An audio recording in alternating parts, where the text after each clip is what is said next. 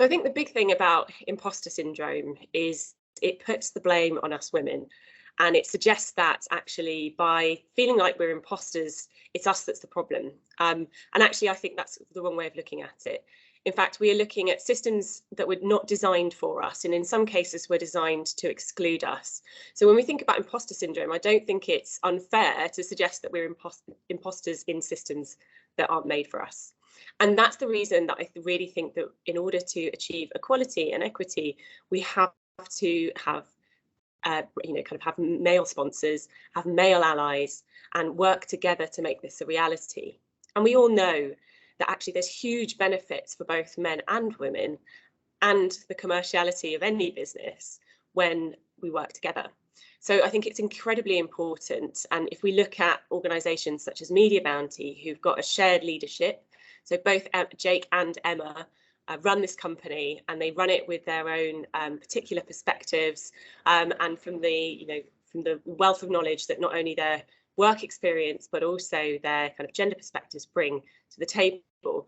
And Jake and I do the same thing with the Conscious Advertising Network, and I think this is so strong because it is not we both bring different perspectives. Jake's a parent, for example. I'm not a parent. We bring different experiences, and all of that together makes for better leadership.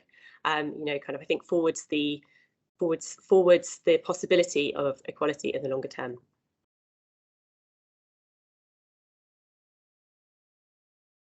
So I think being a woman in a place that's kind of male dominated can be really difficult.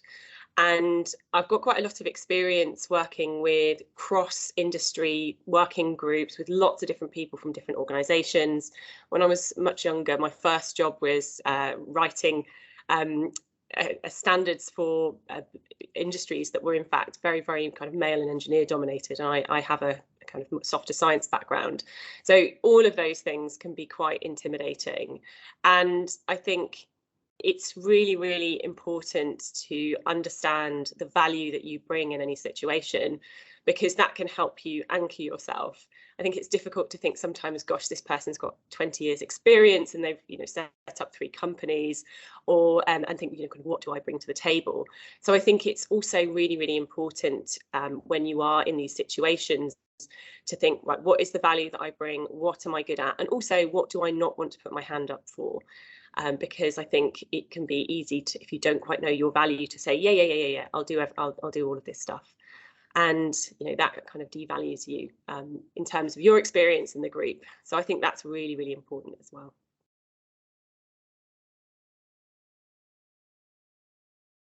So I think it's really important for everybody to own their narrative at work. And I think that comes from understanding what value you bring, your strengths, but also your weaknesses.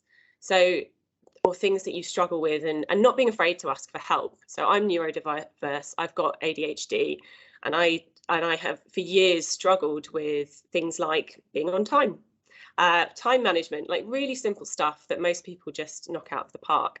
And it's only as I've got older that I've understood that actually my different ways of thinking are a huge strength for me, but that I need to help manage others' expectations and ask for help when I need it, and say, actually, I'm struggling here.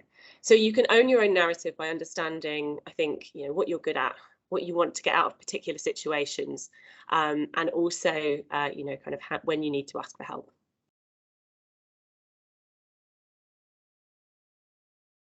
My ADHD has definitely helped me to carve a different path in terms of my career.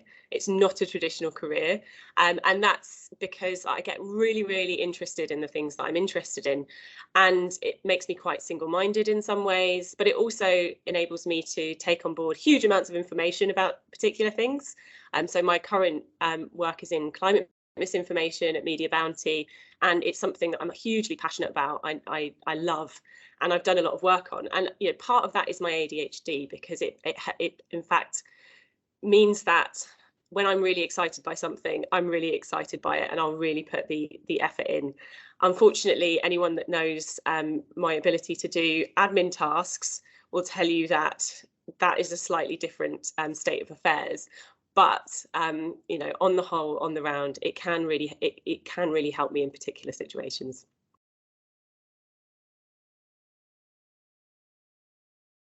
I think in terms of failure, it's really difficult for everyone to fail.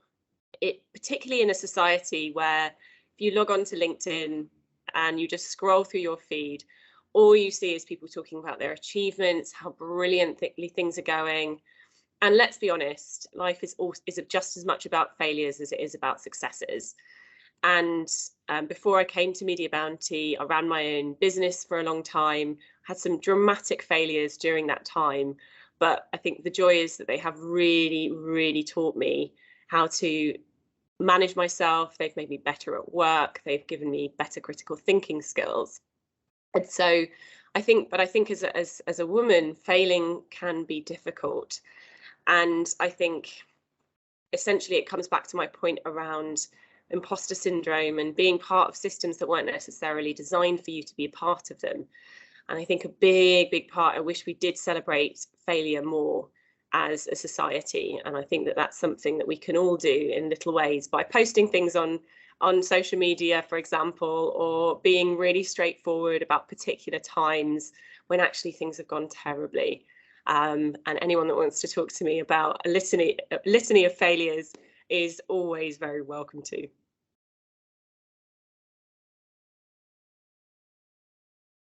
Having different perspectives in any business or life decision is always the right way to go, because we don't understand our own blind spots, and we can only correct for the biases that we know about and we work on. And I think that women in particular, we are societally conditioned differently to men, and I know that is changing, and I want it to change, because I believe that feminine and masculine in terms of concepts are things that we need to challenge and break down. But I do think that it is hugely important that we recognise the power of what happens when women kind of work together to not only kind of raise other women, bring them up, platform them, and not just women, other people from marginalised groups as well. And I think when we use that experience of not necessarily being the kind of the number one, the dominant group, and we apply that to ensure that we bring others along with us, we can have a really, really profound effect. And I mean that in terms of male allies as well. We know that there are lots of men out there who really get it. I'm lucky enough to work with quite a lot at Media Bounty, and I think when we have that power, or we work together, we recognise when people are being marginalised or not included. I think it can be an incredibly powerful thing.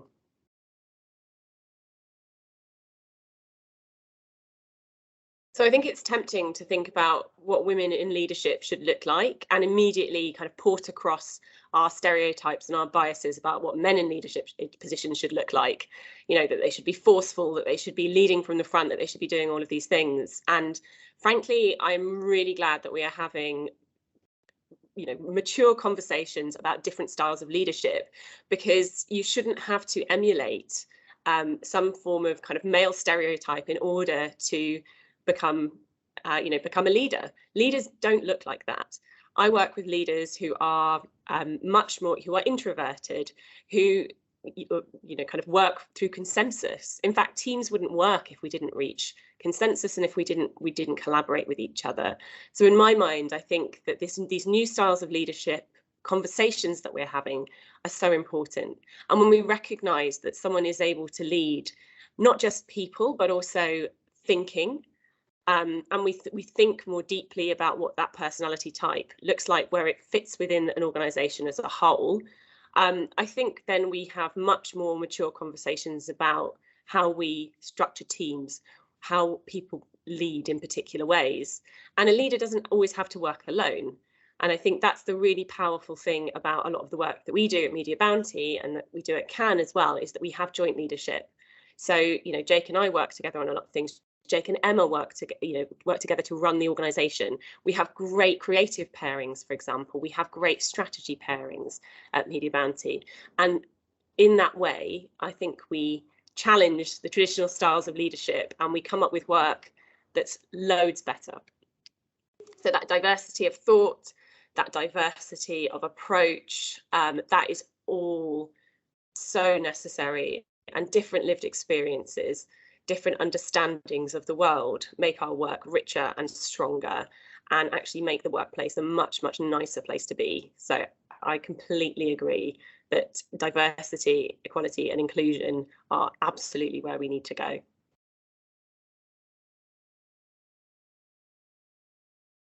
I think it's tempting to think that things are loads better than they were. So, you know, our conversations in the UK about gender equality are over, and the data just does not back that up. We don't have enough women in leadership positions. We see stratification when we look at particular industries. We've had very mature discussions around the gender pay gap recently.